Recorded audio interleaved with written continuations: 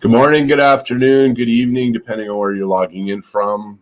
My name is Glen Mulcahy. I am the host of For Love of the Game Summits podcast and now our live stream series. I'm super excited because we have the ability to share it on 3 different platforms going live. And if you are viewing, we do encourage you to add comments and or ask questions so I can prompt and ask them of our special guests. And today I'm going to be chatting with Owen McBride, who is the president and founder of Private Coaching Company. He's also a member of the SFU varsity soccer team and currently working on his degree, bachelor's degree in health science. I joked with him the first time we connected, when do you sleep? Because of all the stuff on his plate. He's also coached a few boys and girls teams in recent years. I was a former player with the Vancouver Whitecaps football club. So, Owen, I'm really looking forward to a chat. Thanks for joining us today. Yeah, thanks for having me, Glenn. I've been excited to get on here, so looking forward to it.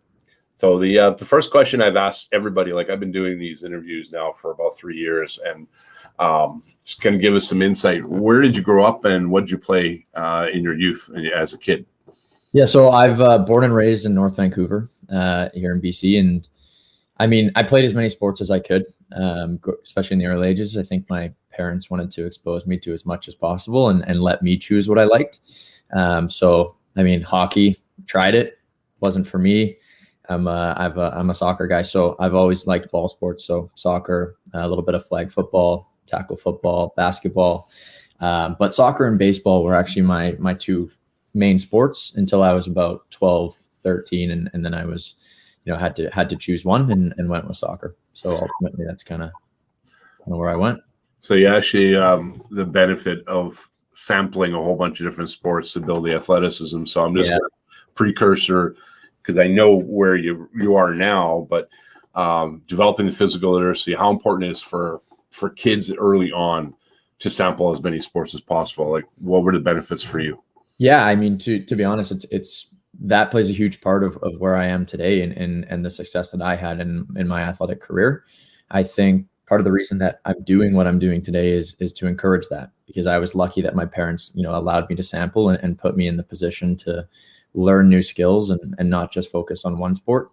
But, as I progressed through the different levels and different sports, there was tons of benefits. One of them was that I was confident with my body and whatever I was doing. So whatever sport I picked up, I had that athletic base that would allow me to, it didn't mean I was going to be amazing at that sport, but it meant that I would find success in some way. And ultimately that allowed me to continue to love them, because I don't think I need to explain it to you. And Glenn, I'm sure you've had lots of conversations with people, but it's not always fun to play a sport if you're not too great at it or you're not finding success. So that definitely helped. Yeah, it kind of sets up the next question I was going to ask later. One of the quotes I've shared, and it was one of our former interns. She put together a little quote and she shared it on a Facebook page probably 2 years ago. And it literally went viral. And I've been saying this for years. Kids play sports because they're fun. They quit when they're not. It's not rocket science. Like I really think it's a really simple concept. So I know that one of the things for private coaching is you want to bring the fun back to sports. But what is your definition? What, like, from playing early on and then all the way to a high level? What was fun for you as a kid? Yeah, and I think it's when I'm addressing that question, the most important thing to realize is that fun comes in different ways for different people. I was, a quote unquote elite athlete from a pretty young age. I was playing at a high level and continuing to excel. For me at that young age, fun was, yes, it was great. I got to play with my friends, but for me, I loved that competitiveness. I loved going out and competing. That was what I found fun, and I loved winning. Winning was fun. And that's not to be said that that's for everybody. And so, the main reason, that I'm doing what I'm doing today. And part of that is that I want there to be an opportunity for kids that, for a kid in everything. So for somebody that just wants to play sports for the reason of being with their friends, that's great.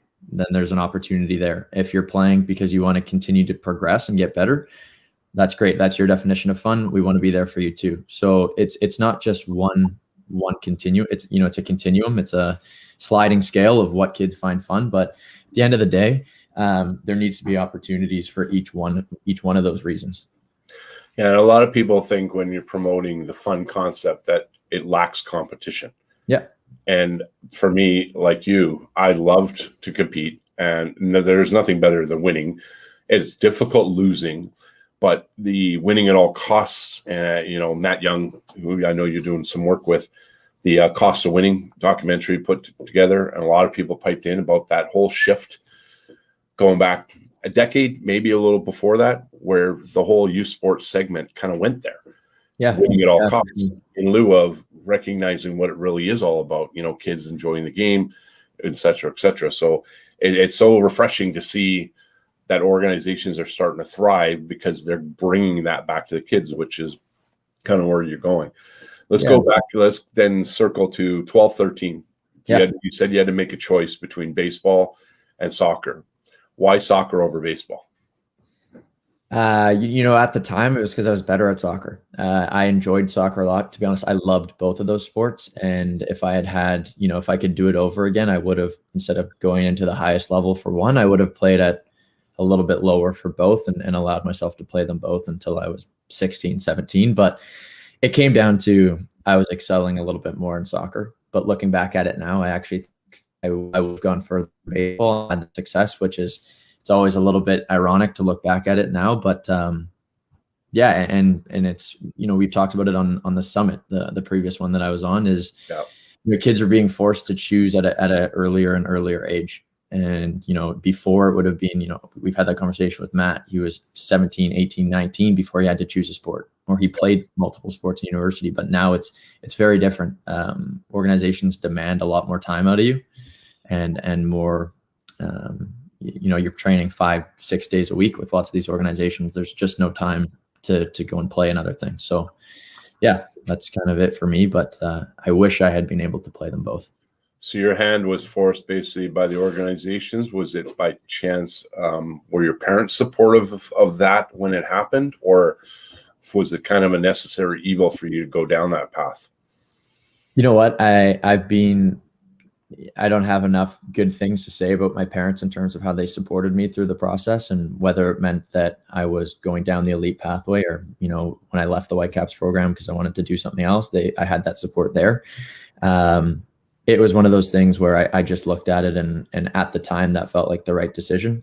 I don't per se regret it, but I think that I could have had a very different experience if I had stayed in both of them. But it's I hit a kind of a fork in the road, and it was this or that, and that's just kind of how it went. Yeah, that's a little later than what we're seeing even now. Like, it's ironic, as young as you are now, even younger kids are being forced, their hands are being forced, which I'm totally against. 6, 7, 8 years old. You got to choose this sport, and this is where obviously that's the big argument, the specialization versus multi-sport. But you're just one of, many, many people I've talked to. I've talked to Olympians. I've talked to really high-level athletes, people that were elite, all the way up the pipeline. Every single person that I've talked to that reached the highest level were like me and a lot of my other counterparts, prior generation. We played a whole bunch of different sports until our teens. Like, I was actually still playing 2 sports collegigiately. Playing junior football and collegiate rugby, in my 20s. And that's unheard of. Like, that's not even, it's basically not feasible, to be honest, because of how much each sport would demand out of you today. It's you wouldn't have it. There's not enough time in a day.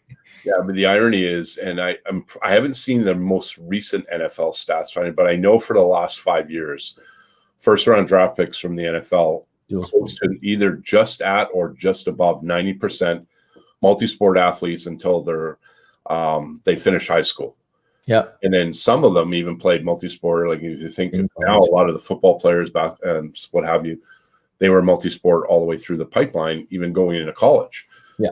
It's infuriating, and that's probably what's leading to your growth and your organization, many others like yours that are thriving, because parents are going, we want a different choice. So maybe tell us a little bit more about how that kind of came to fruition. You decided you're going to, leave the Whitecaps program. Yeah. You go to SFU, you're going varsity soccer, you're going to pursue a degree. And somehow out of the blue, you said, okay, I'm going to start this company. And when do you actually find time to do it all? Yeah, no, well, the time is a fun topic, and not a whole lot of it. And but to be honest, I've always been somebody that's enjoyed being busy. I like a schedule, and I like working towards something. So this is something that I'm very much passionate about. And for me, it really doesn't feel like work, because at the end of the day, when I go and watch our sessions and I see our kids smiling and having fun, that's all the validation I need. And so I've been super fortunate in that this is something that I've been able to pursue. Kind of the reason that I first started this was, we talk about multi-sport versus single sport and the time commitments that are asked out of athletes nowadays.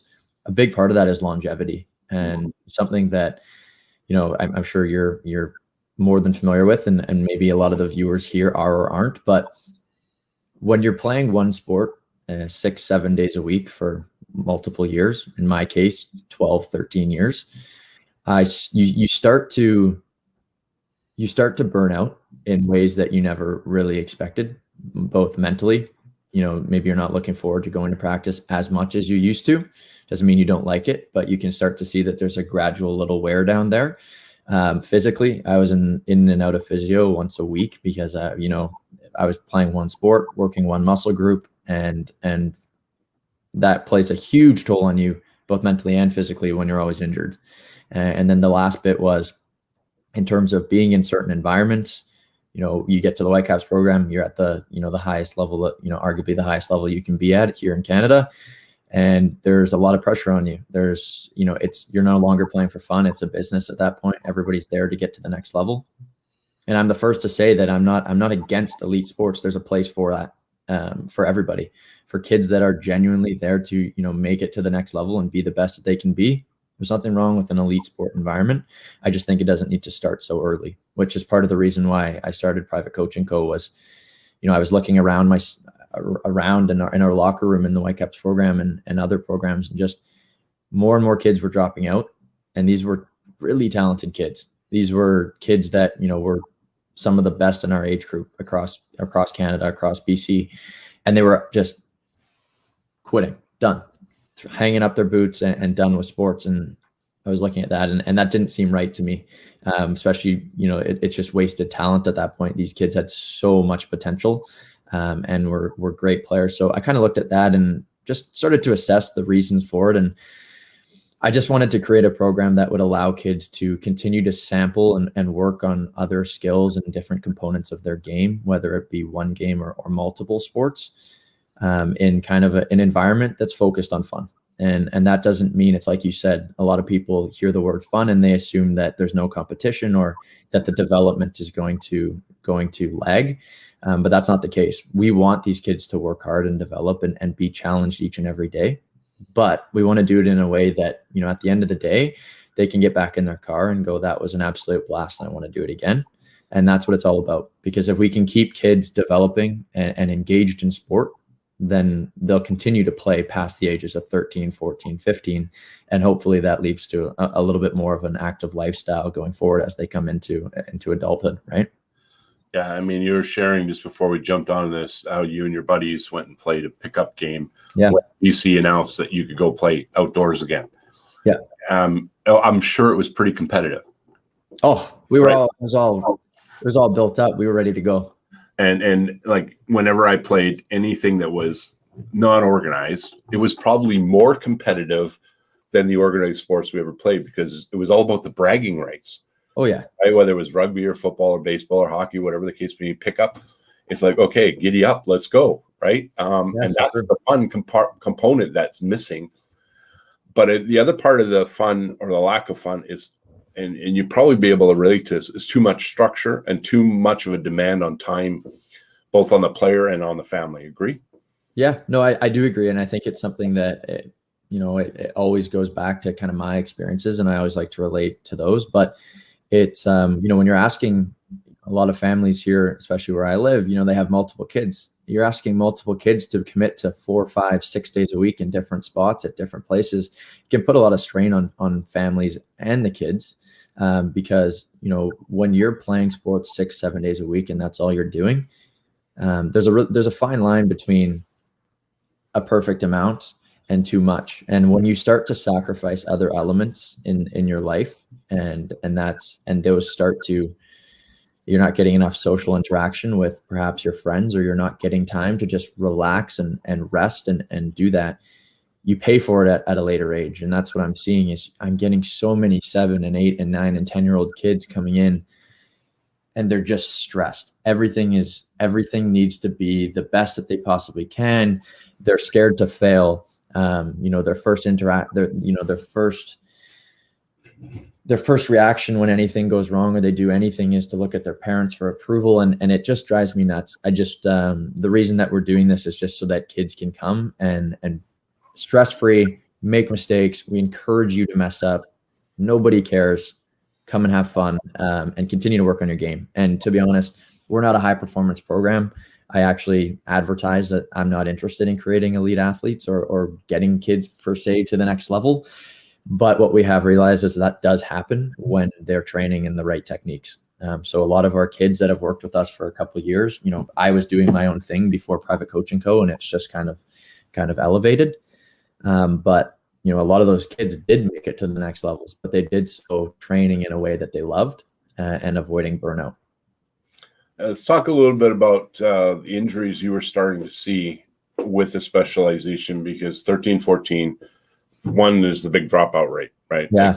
I mean, the world rate that everybody says 70%. I don't know if Canada is really at 70. I probably at 13. I would think it'd probably be where I saw a big dropout rate in the hockey world is 14, 15. That's when the huge drop off was. But part of it is they're burnt out, too much pressure. But part of it is the injuries. Like I started seeing 12, 13-year-old kids start to have hip pointers and groin pulls, and because they're not doing injury prevention. So in the soccer space, what type of injuries were kind of pushing people, the players that you knew, out of it? And at what age groups they start seeing that? Yeah. So I always joke with parents when I'm coaching kids that are 10 and 11 and 12, and, we're doing 10, 15-minute warm-ups and doing these activation things. And the parents are looking at me, well, they're 10 and 11. And I go, yeah, well, they don't have muscles yet, but in 2 years when they do have muscles and they don't know how to warm up properly, they're going to be super, super thankful that we've gone over this stuff and they have that ability to take care of themselves. When I was young, there was very little guidance in that area for me.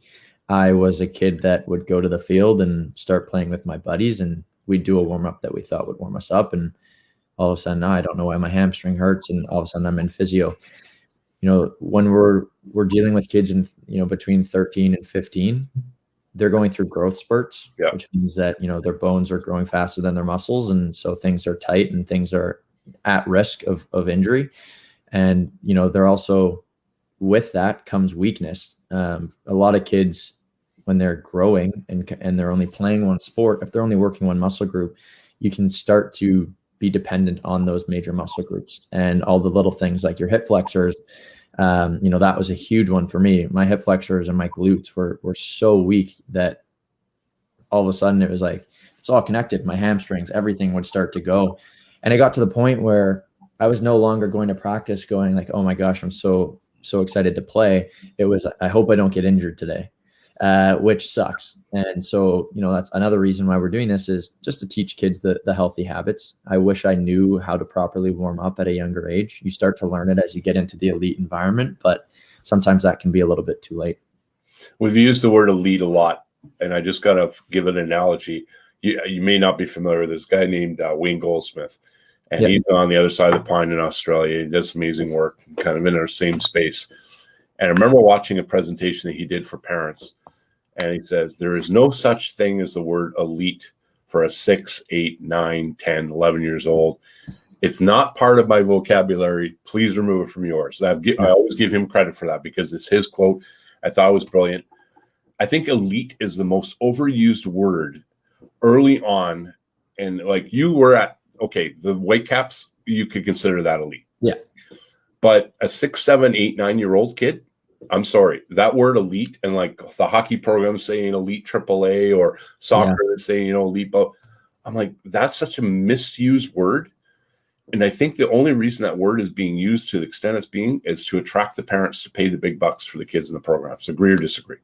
Yeah, 100% agree. I think at 6, 7, and 8, they don't even, a lot of these kids don't even have any interest in doing any elite programs. They're still at that age group where they want to learn and play and have as much fun as possible. And I think, yeah, I completely agree. Elite has become one of those things where you have a program that's okay and it attracts, X amount of parents. You throw elite and all of a sudden, it's 2X the amount of parents. It's definitely a selling feature. That's something that I really wanted to avoid with our organization, which is, we advertise that we are not elite and that we don't want to be elite. I think, and again, there's nothing wrong with an elite program for 14, 15, 16-year-olds. I don't have a problem with that.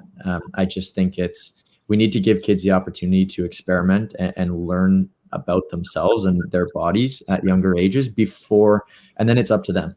If they want to go and play and pursue at a higher level and they are telling us that that's what they want to do, they can do it, but there's far too many kids that are getting pushed in different directions because of external factors. And the whole privatization model hasn't helped the cause either, right? Yeah, no, I would for sure. Now, going back to your younger kids that are in your programs, so you say you've got 7, 8, 9-year-olds. I know having a lot of conversation with a lot of people in the space, and I've seen it firsthand. Kids that are specialized in hockey too early, they can't run, they can't bike, they can't swim, they can't do other core skills, and or vice versa. Are you seeing any of that with kids in your program, and how are you trying to rectify that?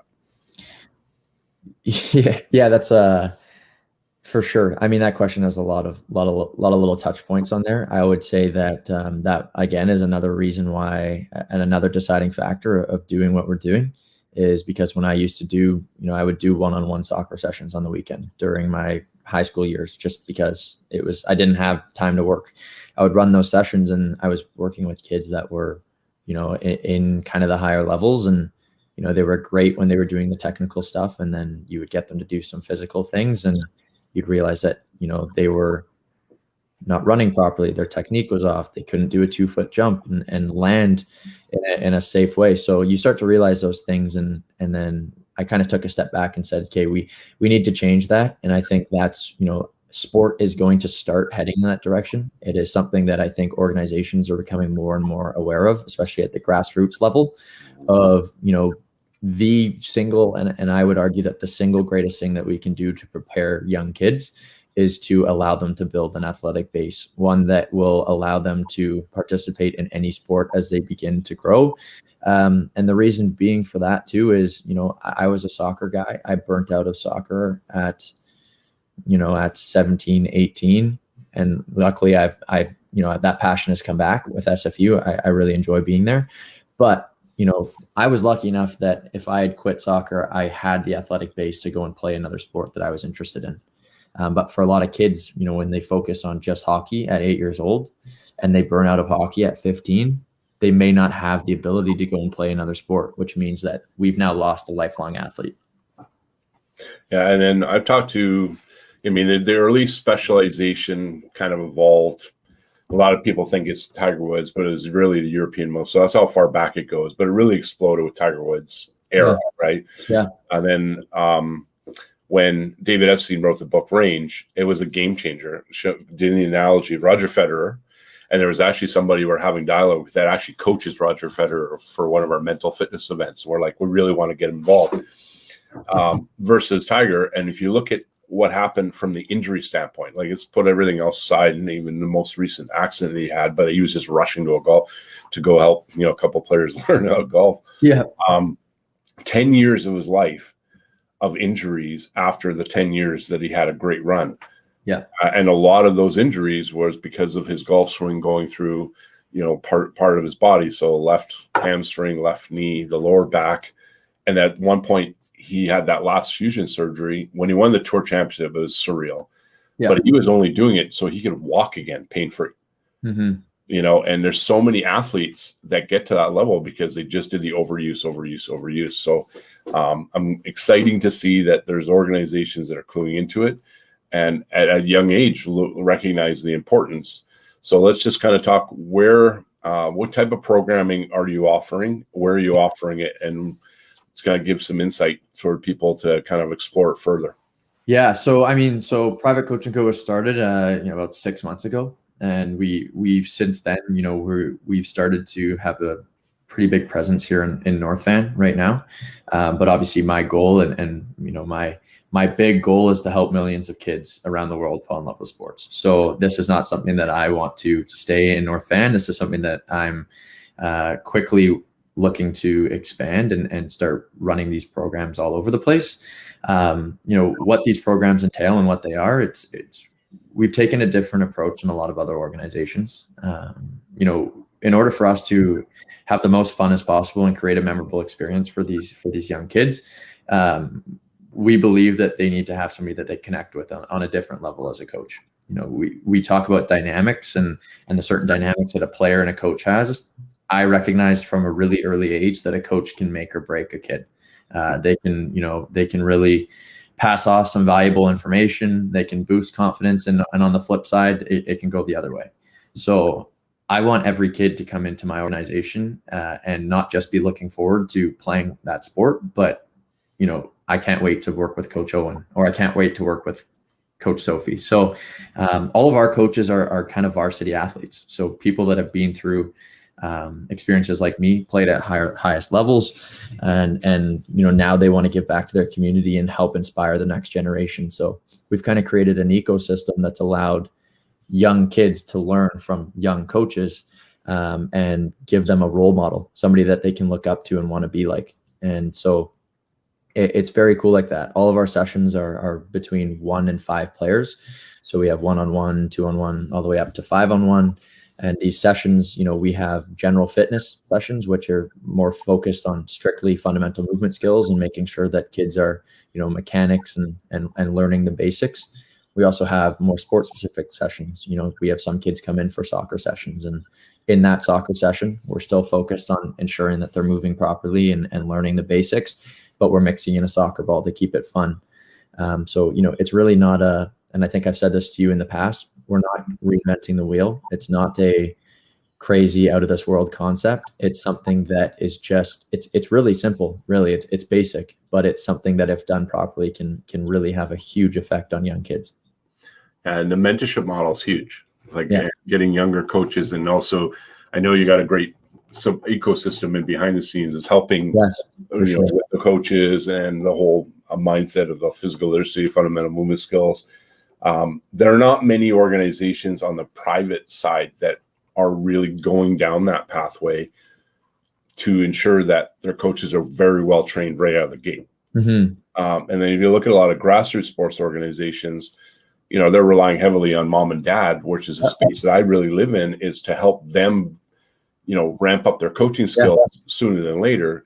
Because there's nothing worse than, like we were saying earlier, the coach can have that huge positive impact.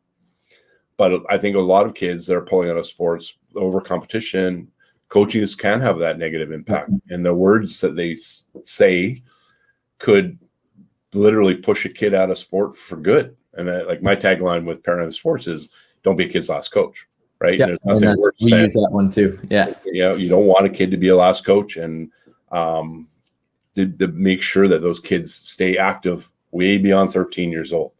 And it's exciting to see that you're going there. So take your vision. You're going to graduate in about 4 years, hopefully, right? If you could keep on that path. I think I can do it in two and a bit. I interviewed Michael Smith, who is the captain of the UBC rugby team that still may know. I don't know if they actually overlap. But he said he was tracking to do his pharmacology degree in 3 years. And it's supposedly a crazy hard, 4 years is supposedly, but he wanted to get to the island for the national team sooner than later. Right on. So let's assume 4 years from now you've graduated, and your vision is you want to get to millions of kids. So where's private coaching going to be 5 years from now? 5 years from now, I want to be all across North America, at least. I want hundreds of different organizations working with us and I want to be in hundreds of locations. I think it's one of those things where we've made an attractive model for young entrepreneurs like myself, where, if they want to, if they're interested in something like this, we've made it easy for them to take it and adapt it and put it in that situation and put it in their spot.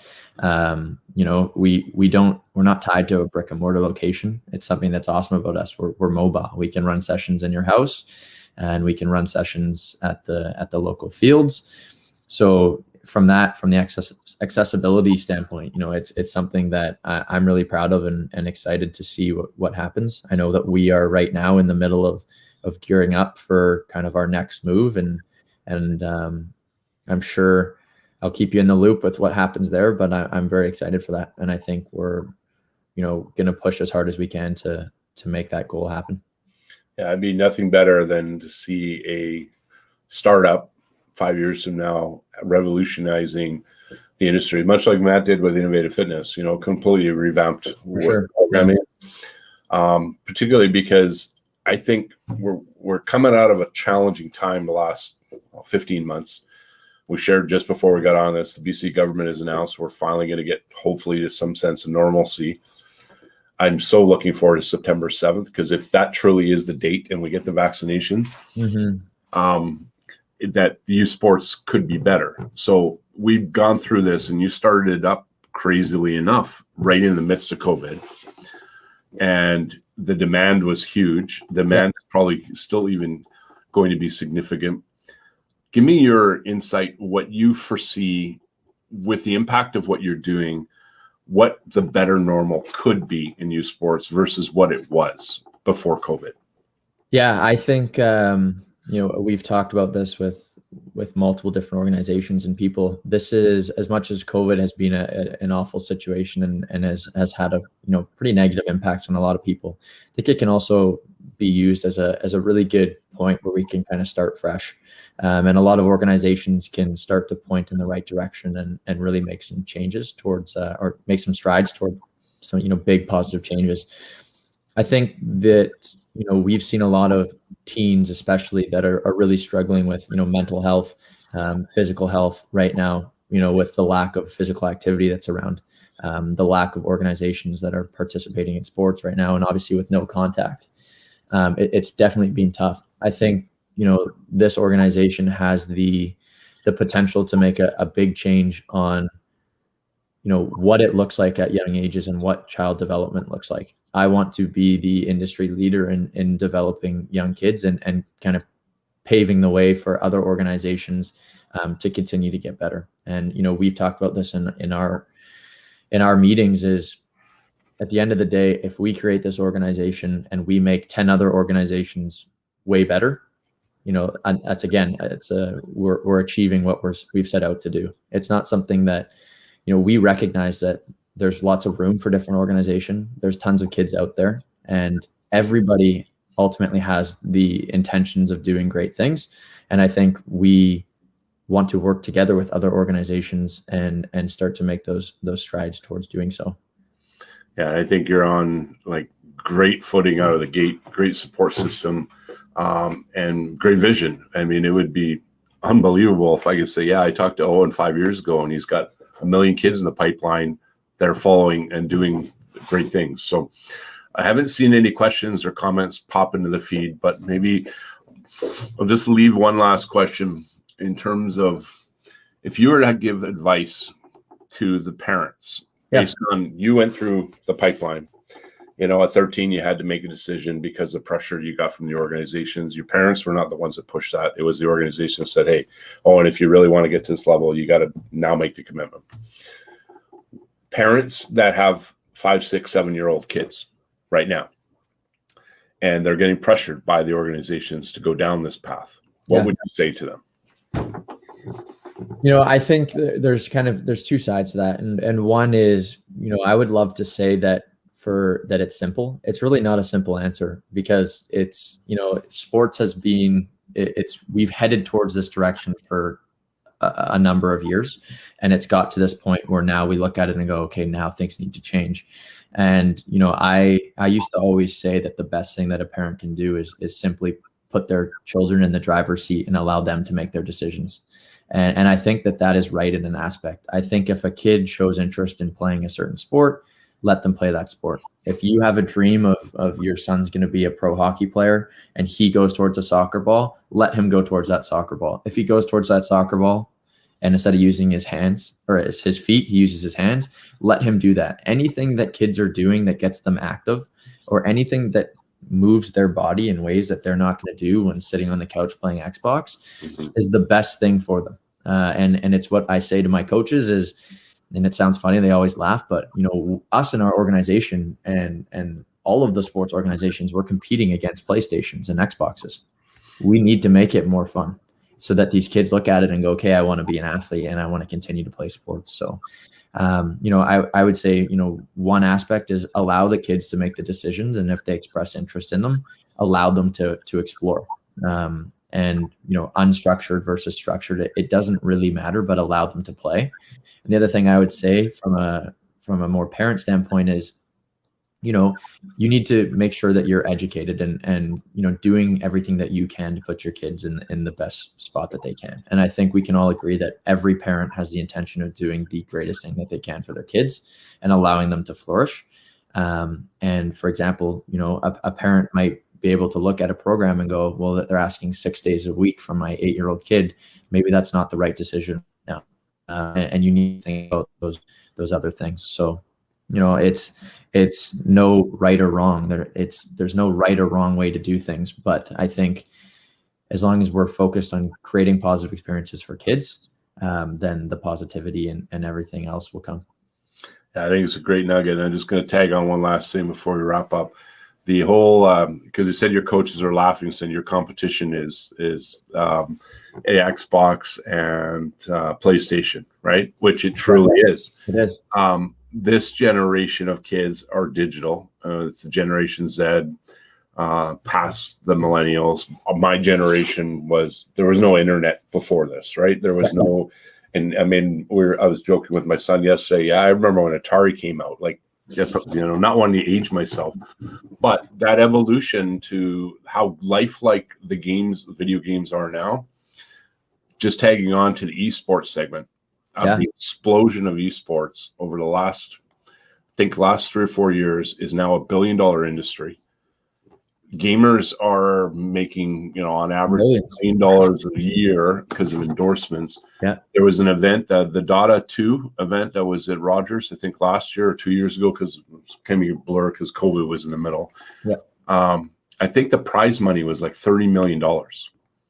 Yeah, I believe that's more than a PGA event. Like, it's staggering the money they was talking about.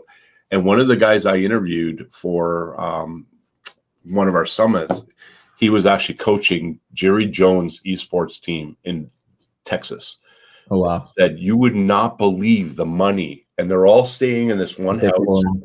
The downside is with esports, they're going at it 14 hours a day. Mm-hmm. And people claim it's a sport. I truly don't believe it's a sport because it's hand-eye coordination. I kind of get that. Thought processing, I get that. But it's not physical in a sense, like a lot of other sports. But your coaches truly need to understand that. And really, where you've nailed on the head, and many organizations have it, and I know that Matt and a whole bunch of other people, that we've got to identify the avatar and serve the avatar to the best of your ability. That's where many sports groups kind of fall short. They don't recognize a direct competition because you're right, the internet. And they also don't recognize that if you do not make the experience a pleasurable one, they're not coming back the following year. Yeah. And the best measure of the best coaches that I've interacted with across this country is your kids come back year after year after year with big smiles on faces, and they love the game more than they did the beginning of the season. That's really the key measurement. No, for sure. And honestly, Glenn, adding on that is it's, the big thing with that whole esports and with video games and, competing against PlayStations is a lot of the kids can get the endorphins and the emotions and that feeling without having to leave their house, without having to even leave their chair. And so it's one of those things where if we are not mindful of that and not aware, we're doing ourselves a disservice. We, at the end of the day, and I say it to my team, I would rather my kids in our organization perhaps learn a little bit less in terms of the technical, but have a memorable experience that allows them and really forces them to continue to want to play and be active. I will take that all day. So at the end of the day, I just want kids to be active again and continue, and hopefully we can start to reverse the rates and the patterns that are currently happening, because they're not looking good and they're heading in the wrong direction. And that's part of our thing, is we want to be an organization that helps reverse those. And so part of that looks like us, helping with school districts and being involved in elementary schools and high school programs, and teaching coaches at a young age how to coach and getting them involved. Because I believe, you talked about parents and parents big involvement in youth sports and volunteering. I think I'm a firm believer that the more coaches, the better. And if we can get kids that are engaging as coaches at younger ages, I started coaching at 16, 17. It'll do wonders for all sports, all games, because it gives kids, somebody that they can relate to. Yeah, and I totally agree, because more often than not, the coaches that are coming into the pipeline are usually the parents of the 5, 6, 7-year-old kid that play a sport, but the age disparity is a little longer. And then the big upside on the mentorship side, particularly in the female segment right now, there's a big drive, and then the big push is inclusivity. Yeah, and coming back to esports, you can be anybody.